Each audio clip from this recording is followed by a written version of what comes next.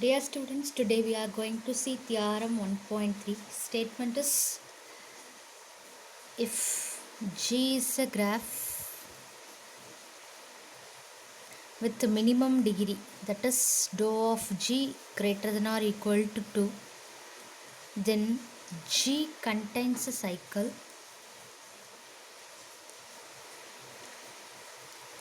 of length at least dou plus 1. So that means, G வந்து ஒரு கிராஃப்னு கொடுத்துருக்காங்க, அதோட minimum degree greater than or equal to 2ன்னு இருக்குது. அப்படி இருந்துச்சுன்னா அந்த கிராஃபில் ஒரு சைக்கிள் நம்மளால் ஃபைண்ட் பண்ண முடியணும். அந்த சைக்கிளோட லென்த் எப்படி இருக்கணும்? அட்லீஸ்ட் டோ ப்ளஸ் ஒன்னு இருக்கணும். So what is at least to plus one? Greater than or equal to to plus ஒன்னு இருக்கணும். So G is a graph with minimum degree greater than or equal to 2, then G contains a cycle of length at least dou plus 1. அப்படின்னா ஜிக்குள்ளே ஒரு cycle இருக்குது, அதோட length at least to plus one, that is greater than or equal to to plus ஒன்னாக இருக்குதுன்னு சொல்லி proof பண்ணணும். So எப்படி proof பண்ணுறதுன்னு பார்க்கலாம். So first we have to take a path. ஒரு பாத் எடுத்துக்கணும். அந்த பாத்தோட லென்த்து தான் இந்த கிராஃபில் மேக்ஸிமம் லென்த்தாக இருக்கிற மாதிரி எடுத்துக்கணும். ஸோ கொடுத்துக்க கிராஃப்லேருந்து ஒரு பாத் எடுக்க போகிறேன். Let P be the path of maximum length. So நான் எடுத்துக்கிற பாத்து தான் எப்படி இருக்குது? மேக்ஸிமம் லென்த்தாக இருக்குதுன்னு எடுத்துக்கிறேன். மேக்ஸிமம் லென்த்னா, ஸோ இதை விட பெரிய லென்த் உள்ள ஒரு பாத் நம்மளால் ஃபைண்ட் பண்ணவே முடியாது. ஸோ அந்த மாதிரி பார்த்து தான் பின்னு எடுத்துக்கிறேன். ஸோ அதோட இனிஷியல் வேர்டெக்ஸ் V1 எடுத்துக்கிறேன் and final vertex, that is terminal vertex வந்து Vn எடுத்துக்கிறேன். So let V1 and Vn be the initial and terminal vertices respectively. So that is V1 is initial vertex and Vn is the terminal vertex. So நான் எடுத்துக்கிற பாத் வந்து maximum length உடையதாக எடுத்திருக்கேன். So அது போக V1ன்றது initial வேர்டெக்ஸாகவும் Vnன்றது terminal வேர்டெக்ஸாகவும் எடுத்திருக்கேன். So அந்த பாத் நம்ம எழுதலாம். So P is the path. So starting with the initial vertex V1, so V2 etc. Vn minus 1 and the terminal vertex is Vn. So V1லேருந்து ஸ்டார்ட் பண்ணி Vn முடிகிற மாதிரி ஒரு பாத் எடுத்திருக்கேன். So V1, V2 etc. it goes on up to Vn is the path of maximum length. நான் எடுத்திருக்க இந்த பாத்து தான் மேக்ஸிமம் லென்த்தாக எடுத்திருக்கேன். ஸோ இப்போ V1ஓட டிகிரி நான் என்ன எடுத்துக்கிறேன் அப்படின்னா, so let we are taking the degree of V1 as T plus 1ன்னு எடுத்துக்கிறேன். ஸோ V1ஓட டிகிரி நான் T plus 1ன்னு எடுத்திருக்கேன். ஸோ இந்த கிராஃபில் டிகிரியை பற்றி பேசணும் அப்படின்னா மினிமம் டிகிரி எப்படி இருக்குன்னு அவங்களே கொடுத்துருக்காங்க. டோ of G is greater than or equal to 2. Minimum degree greater than or equal to 2ன்னு கொடுத்துருக்காங்க. ஸோ அப்போ ஒவ்வொரு வேர்டெக்ஸோட டிகிரியும் எப்படி இருக்கும்? ஒன்று 2ஆக இருக்கும் அல்லது அதுக்கு மேலே தான் இருக்கும். ஸோ 2க்கு கீழே இருக்கிற மாதிரி ஒரு வேர்டெக்ஸும் ஃபைண்ட் பண்ண முடியாது. அப்போ டீயோட வேல்யூ எப்படி இருக்கணும்? ஸோ இப்போ V1ஓட டிகிரி அட்லீஸ்ட் 2 இருக்கணும் அப்படின்னா it must be adjacent to 2 vertices. So 2 வேர்டெக்ஸோடையாவது அட்ஜசண்ட்டாக இருக்கணும். ஸோ V1ஓட டிகிரி 1ஆக இருந்துச்சுன்னா ஸோ நம்மளோட கண்டிஷன் சாட்டிஸ்ஃபை ஆகுது. நம்ம எடுத்துக்க கிராஃபில் இருக்கிற மினிமம் டிகிரி எப்படி இருக்கணும்? Greater than or equal to 2ன்னு இருக்கணும். ஸோ அப்போ V1 must be adjacent to 2 vertices. So 2 வேர்டெக்ஸோடையாவது அட்ஜசண்ட்டாக இருக்கணும். அப்போ டீயோட வேல்யூ எப்படி இருக்கணும்? இப்போ ஒருவேளை டீயோட வேல்யூ இங்கே 0ன்னு ஆச்சுன்னா டிகிரி ஆஃப் V1 என்ன கிடைக்கும்? 1ன்னு கிடைக்கும். அப்போ ஒரே ஒரு வேர்டெக்ஸோட அட்ஜசண்ட்டாக இருந்தால் தான் டிகிரி ஆஃப் V1 என்ன கிடைக்கும்? 1ன்னு கிடைக்கும். So T must not be 0. So 0வாக இருக்கவே முடியாது. இஃப் யூ புட் 1, ஸோ 1 போட்டிங்கன்னா you will get degree of V1 as 1 + 1 2. So 2வாக இருக்கலாம். ஸோ அப்போ டீயோட வேல்யூ 1ஆக இருக்கலாம் அல்லது அதுக்கு மேலேயும் இருக்கலாம். ஸோ டோ ஆஃப் G எப்படி தான் இருக்கணும்? greater than or equal to 2ஆக இருக்கணுன்ற கண்டிஷன் எடுத்ததுனால as we have the condition dou of G greater than or equal to 2, T must be greater than or equal to 1. Value of T must be greater than or equal to 1. T ஏன் 0வாக இருக்காது அப்படின்னா, T 0வாக இருந்துச்சுன்னா minimum degree 2 அப்படின்ற condition நம்மளுக்கு கிடைக்காது. So அந்த கண்டிஷனோட தான் நம்ம கிராஃபே எடுத்திருக்கோம். அந்த கிராஃபில் தான் நம்ம ஒரு சைக்கிள் ஃபைண்ட் பண்ண போகிறோம். ஸோ சைக்கிள் ஃபைண்ட் பண்ணுறதுக்கு first we are taking the path. அந்த பாத்தோட லென்த் வந்து மேக்ஸிமமாக இருக்கிற மாதிரி எடுத்துக்கிறோம். அதோட இனிஷியல் வேர்டெக்ஸ் V1ஆகவும் டெர்மினல் வேர்டெக்ஸ் Vnஆகவும் எடுத்துக்கிறோம். ஸோ அந்த பாத்தில் இருக்க ஃபஸ்ட்டு வேர்டெக்ஸோட டிகிரி என்ன அப்படின்னு எடுத்துக்கிறோம். என்ன எடுத்துக்கிறோம்? T plus 1ன்னு எடுத்துக்கிறோம். So what is the value of T? T must be greater than or equal to 1ன்னு எடுத்துக்கிறோம். ஸோ டீயோட value greater than or equal to 1ஆக தான் இருக்கணும்னு எடுத்துக்கிறோம். So already we have the path V1 to V2 to V3 etc. vn minus 1 and terminal vertex is vn. So இதுதான் நம்ம எடுத்துக்க பாத்.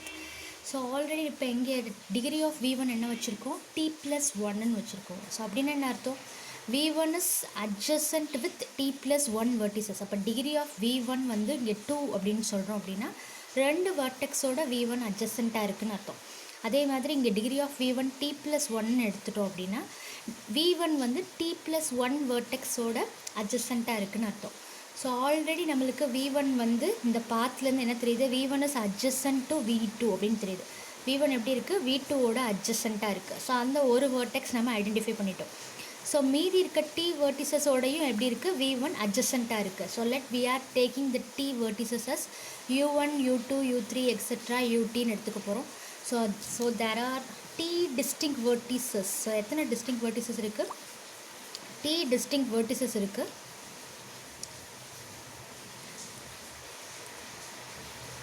Say u1, u2 etc.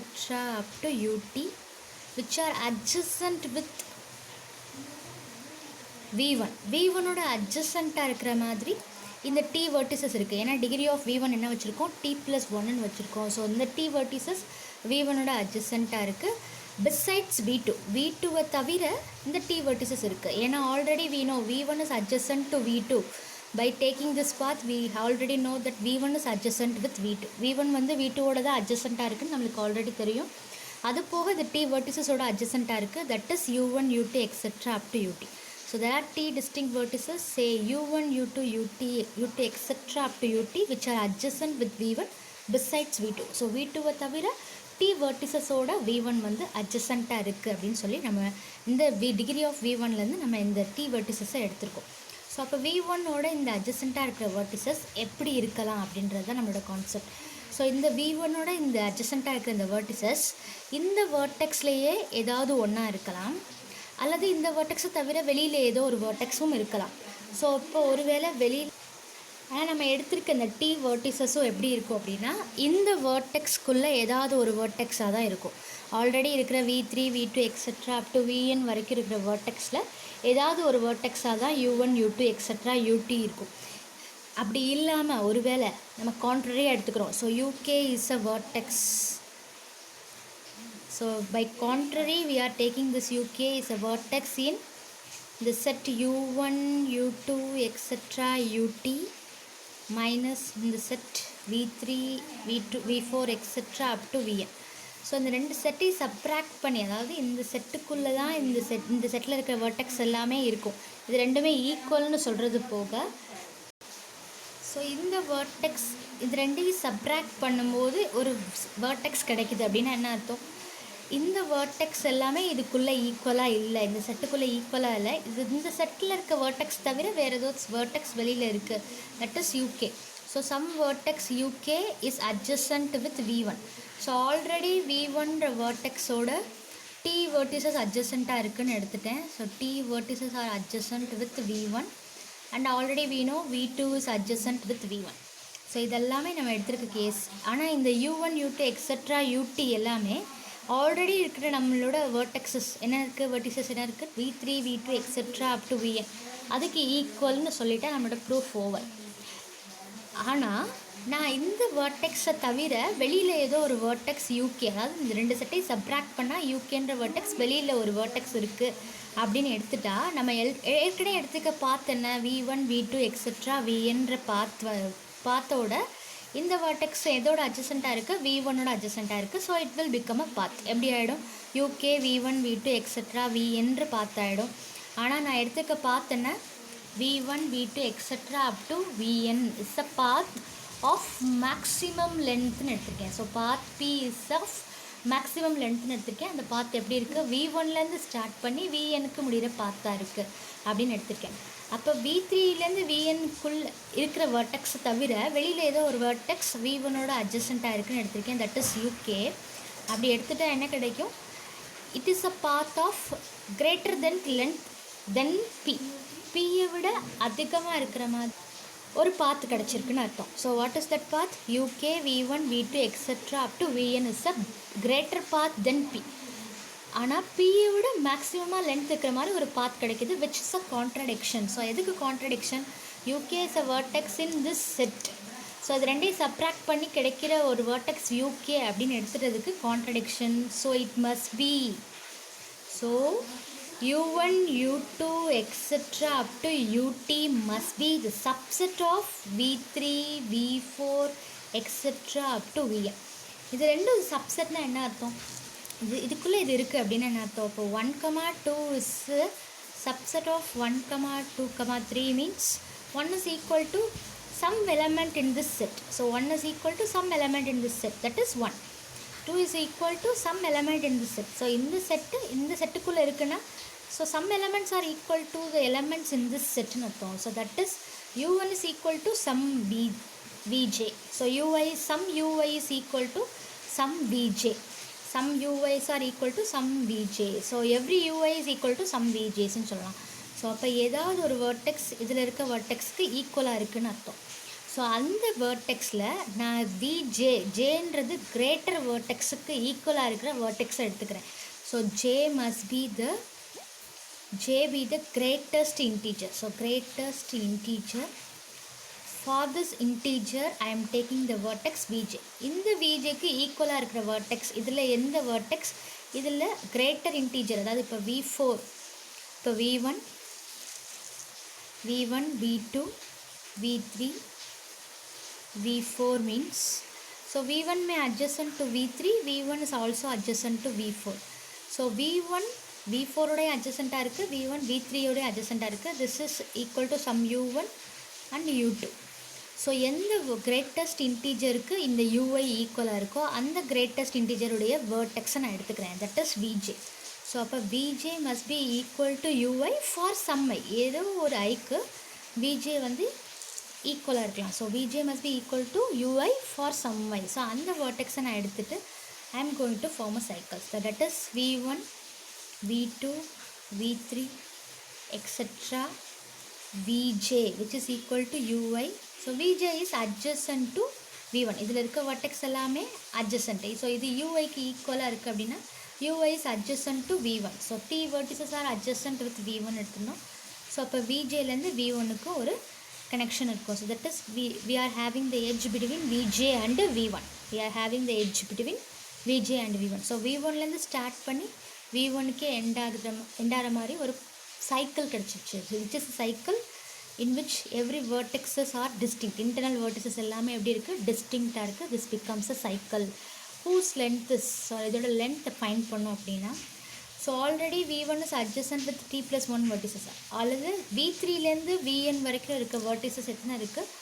v3லேருந்து vn வரைக்கும் இருக்க vertices at least t-ஆக இருக்கும். ஸோ t verticesக்கு இது subset. t verticesக்குள்ளே t vertices are inside this setனா this set is equal to t.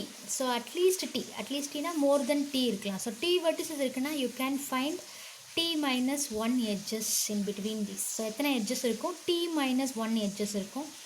So already இங்கே ஒரு edge இருக்குது, that is 1. So already v1லேருந்து v2க்கு ஒரு adjacency இருக்குது, that is 1. So t minus 1 plus 1 is t and you have t plus 1. So vn வரைக்கும் already we have t plus 1, at least t plus 1. So other than that t plus 1 edges, we are having the edge which joining vj and v1. So that is t plus 2. So that is we are having the adjacency between vj and v1, that is t plus 2.